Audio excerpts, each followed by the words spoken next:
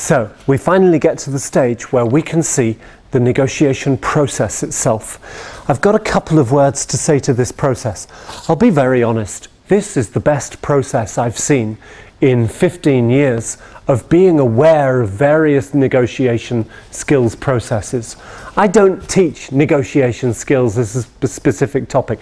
It's not part of my competence areas. Yeah, I'm aware of it from a number of different situations. I have a lot of colleagues who do various programs associated with it, but it's not actually one of my strengths, if you like. So on one side, I have a bit of an advantage because I haven't been indoctrinated into any of the many models that there are.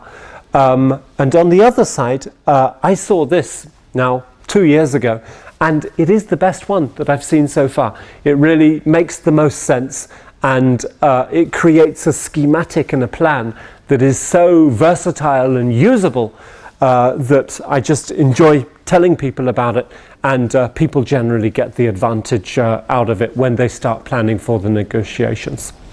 So what we can see here is a picture, and this is one of the nice elements about it.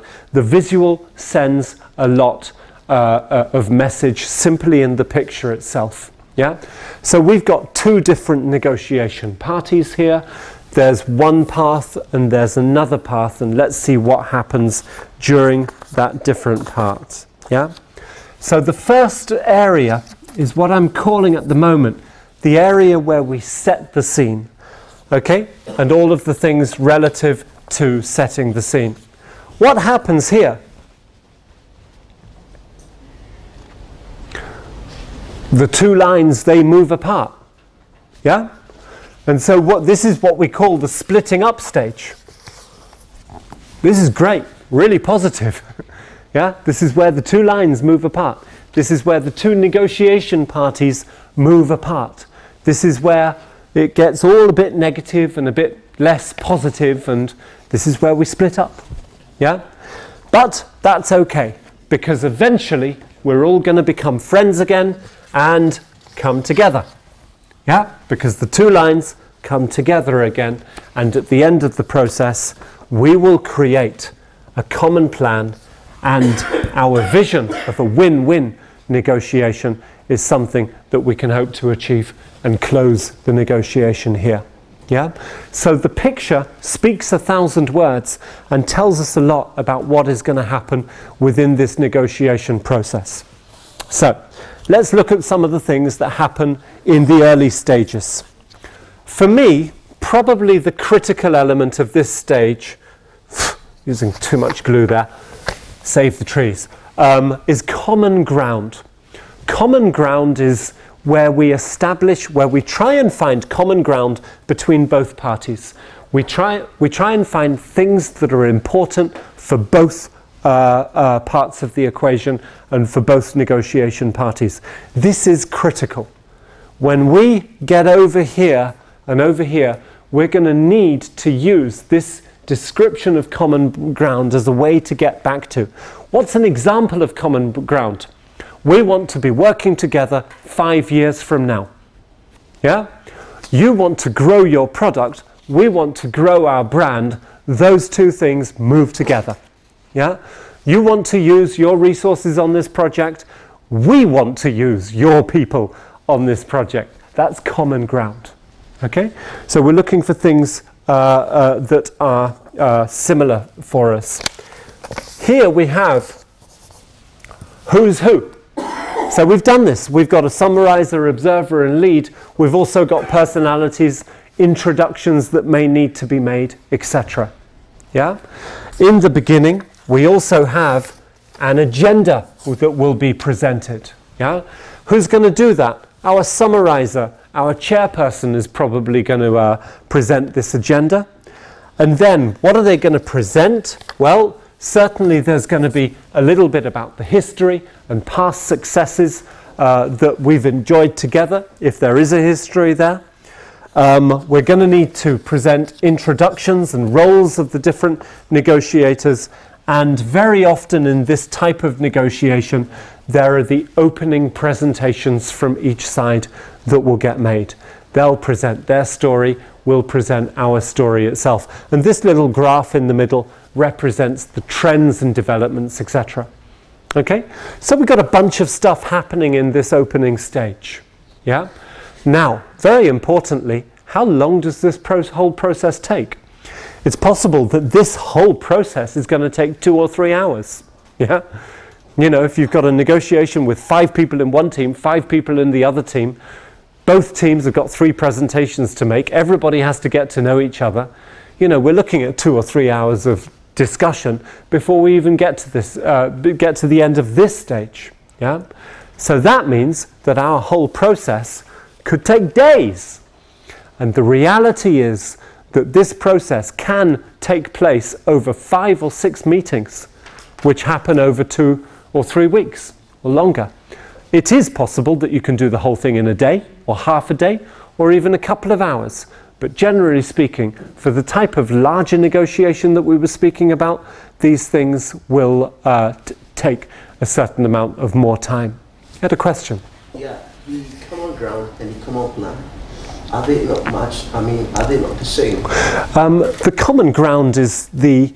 so the question is, what's the difference between the common plan at the end of the negotiation and the common ground now?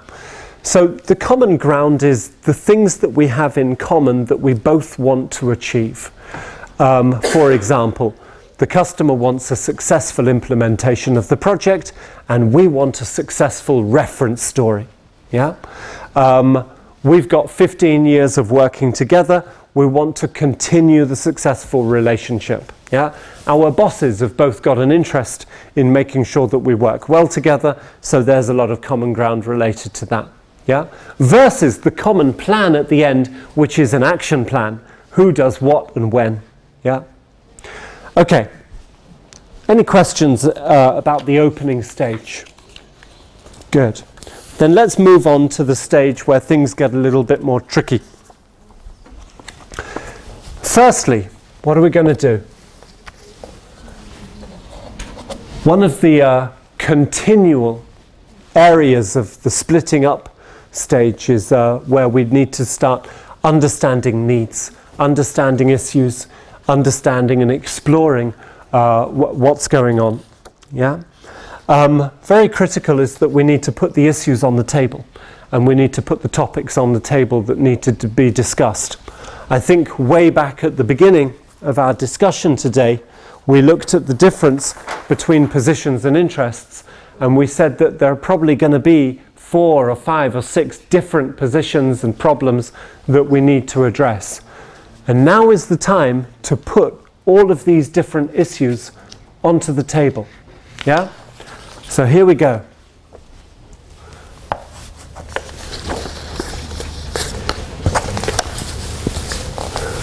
One of the problems is the following.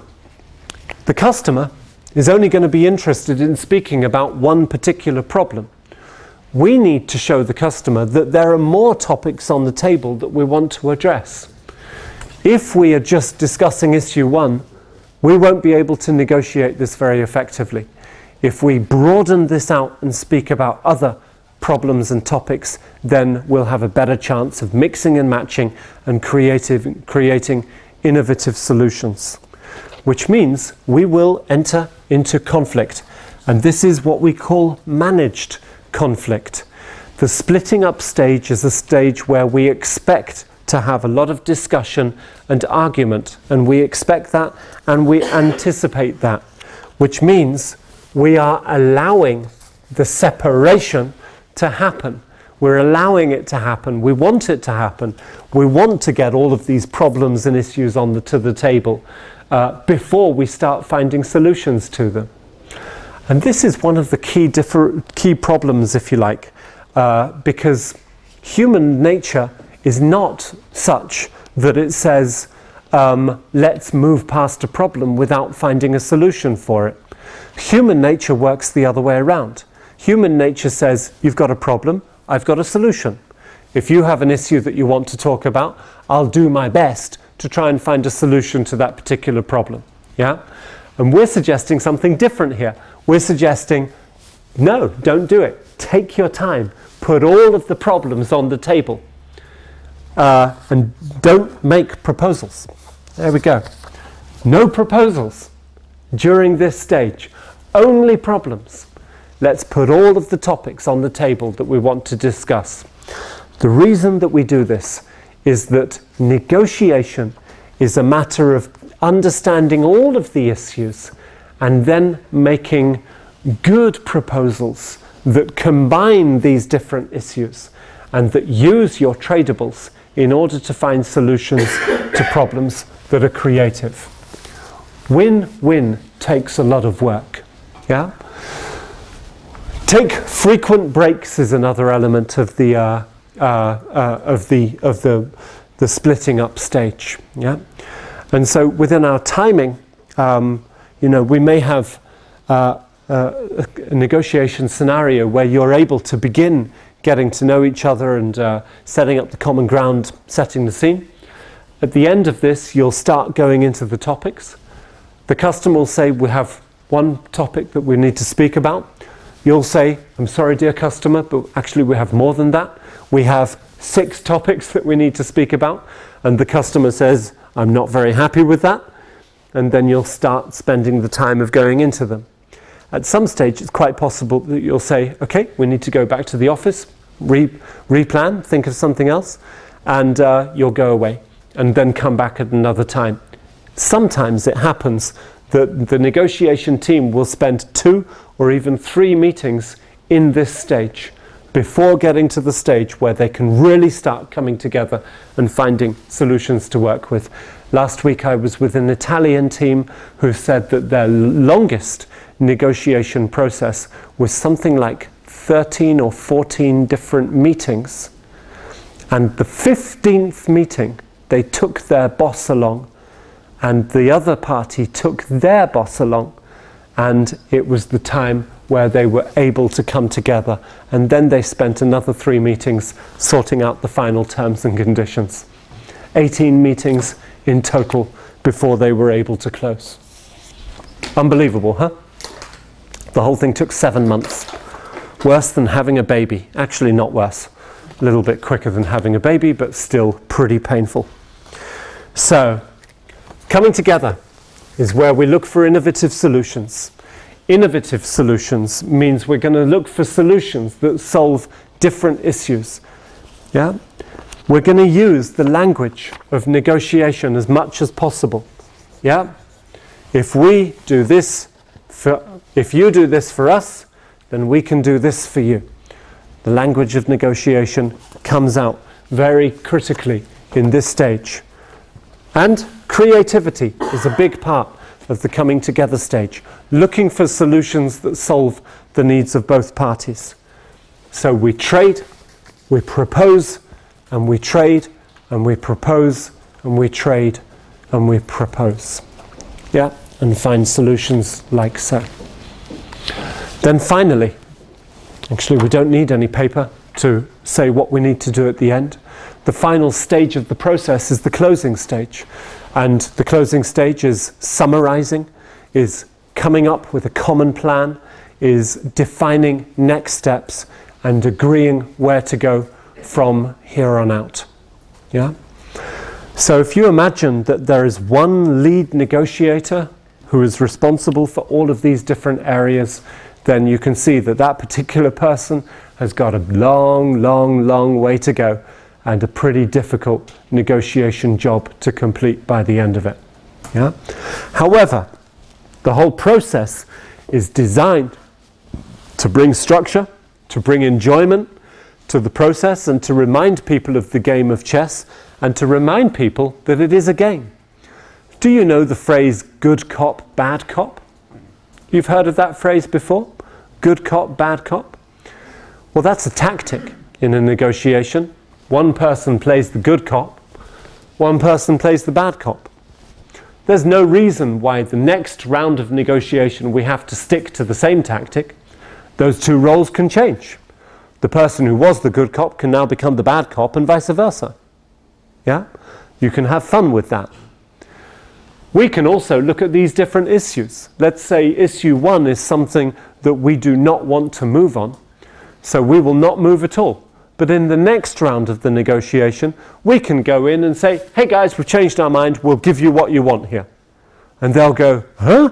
But you spent the whole 2 hours saying you wouldn't do that. Yeah, we've changed our mind.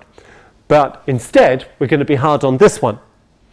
So the tactics of going hard and soft on different topics and issues is another tactic that you can play with within the scope of the negotiation.